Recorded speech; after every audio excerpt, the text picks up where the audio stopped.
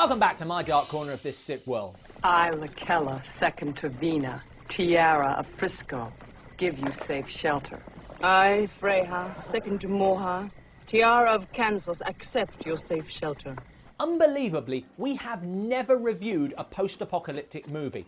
I've never scanned anything like this before.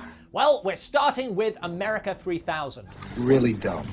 Also the first film we've reviewed by the legendary Cannon Films. But it'll never happen again. America 3000 is set in a post-nuclear wasteland. I never did figure out what a Reagan was. And yet somehow the 80s. Where everyone talks in a strange, futuristic lingo. I didn't need heavy smarts to figure things were going cold naked. That means very bad. Okay, if you then explain it in normal English, it really doesn't convince as a language. Effing woggos! And that's not the only problem with the narration. Lakella was sharpening up her axe. Okay, firstly, I can see what she's doing. Secondly, that's not an axe. If you're going to unnecessarily narrate people's lives, at least get it right. Taking charge, Venus snapped into action.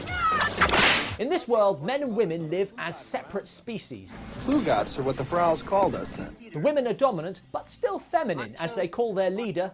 Tiara!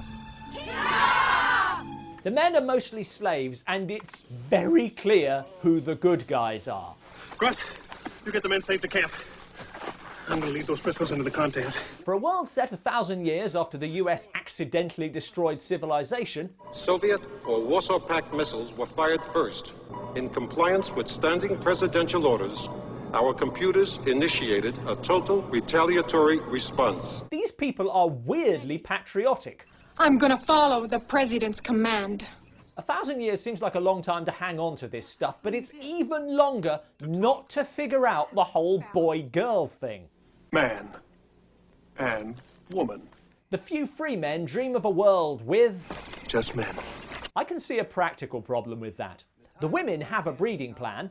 This place was called Paradise Oil and Gas, where the Frau's made little Frau's. But if they had a boy, they threw him away like last year's eats. I have no idea where male babies come from. Being Tiara's easy next to Seaton.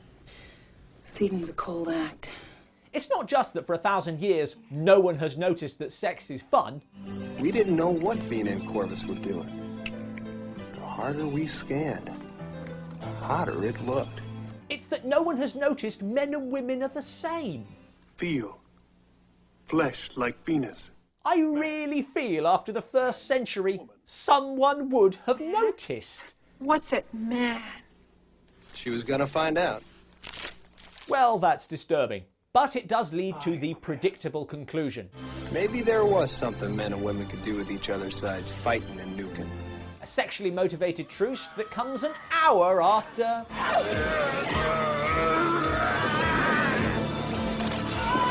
friends dead, blood everywhere.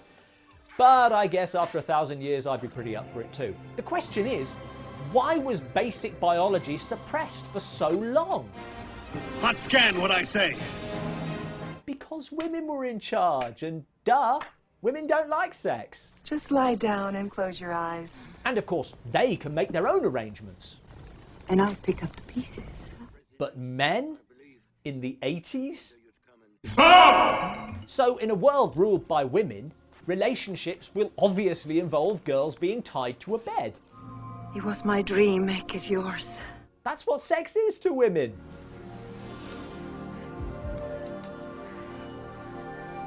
Incidentally, at the end, these two hook up. And why not? It's such a romantic meeting. Hot.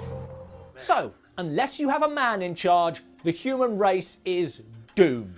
I'm a man. I'm a man. Because if you're going to rule the world, you need a penis and rock music. Oh, and vastly superior weaponry. Basically, it's the post-apocalyptic movie Ronald Reagan would have made.